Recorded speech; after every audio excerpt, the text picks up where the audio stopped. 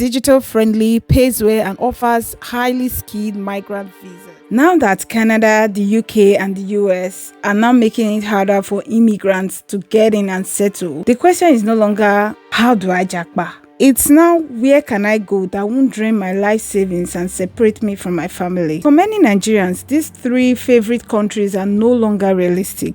They have become too expensive or too unpredictable. But the good thing is, they are not the only ones with good quality of life or strong economies. Today, we'll look at countries that are still open, even if they are not shouting about it. We will also talk about less obvious destinations and where your Nigerian experience actually counts. You will need to approach this with an open mind.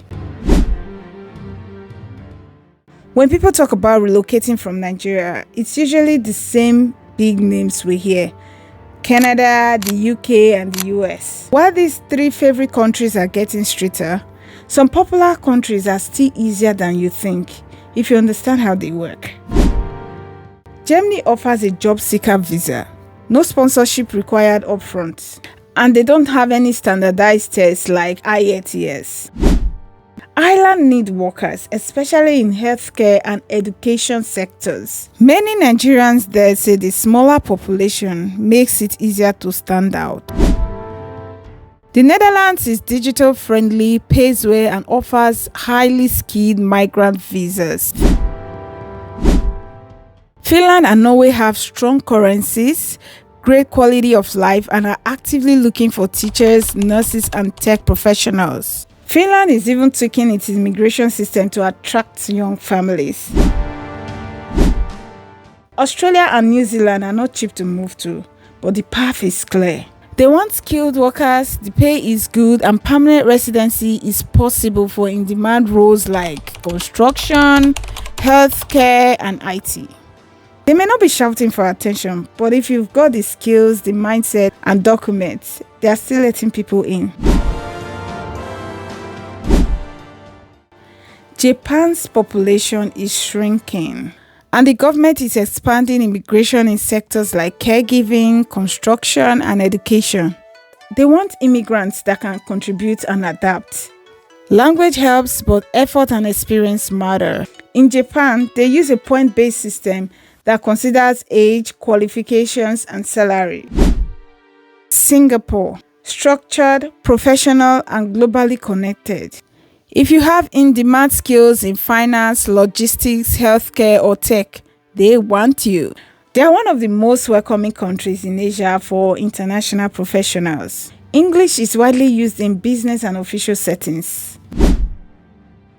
More relaxed than Singapore, but it's still very organized. Foreign professionals are welcome, especially in telecoms, IT, and business services.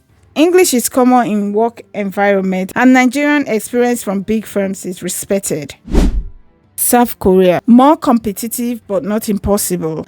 They look for qualifications, Korean language skills, and proven disciplines. Opportunities exist in teaching, care work, and digital services. But of all these Asian countries, this is a tougher market to break into.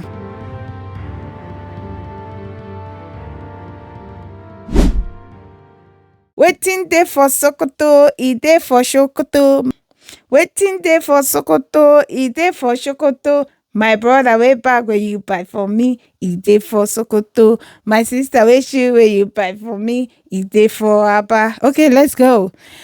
Africa, Ghana, we say Akwaba to you. No visa needed under ECOWAS. Familiar culture, lower pressure. This city is way stronger than the Naira, and many Nigerians report great work-life balance outside of Accra. Rwanda, clean, efficient, and structured. Freedom of speech is limited, but safety and order attract people that are looking for calm.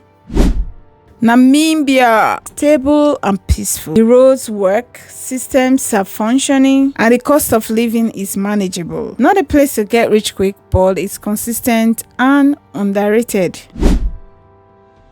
Now, I am not an immigration expert, but since this big three has started their shakara, I've received calls from people and I've put my ears to the ground and I've been doing some research. So here's what I found out. In many of these countries, it's not about where you're coming from, but more about what you've done and how you present it. If you've worked in multinational companies, handled regional roles, or have skills in demand globally like IT, healthcare, teaching, finance, or trades, then yes, your Nigerian experience can count. But here's the truth.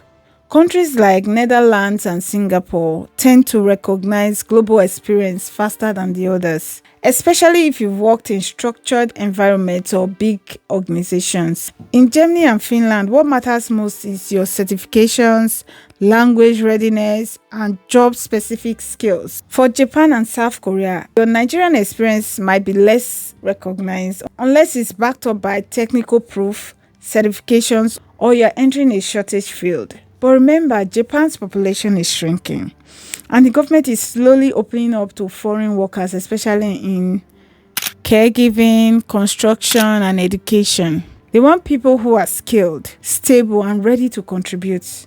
As for African countries like Ghana, Rwanda, and Namibia, it's usually less about your CV and more about how you carry yourself and the value you bring. So instead of asking, will they value Nigerian experience, maybe start thinking about how you can present your experience in a way they will value, whether you're in Nigeria or outside Nigeria. Since the favorite 3 increased their shakara, people have started looking at other options. Like I said, I'm not an immigration expert, but I have my ears to the ground. So here's what people are not doing. People are not targeting less crowded countries and getting job ready.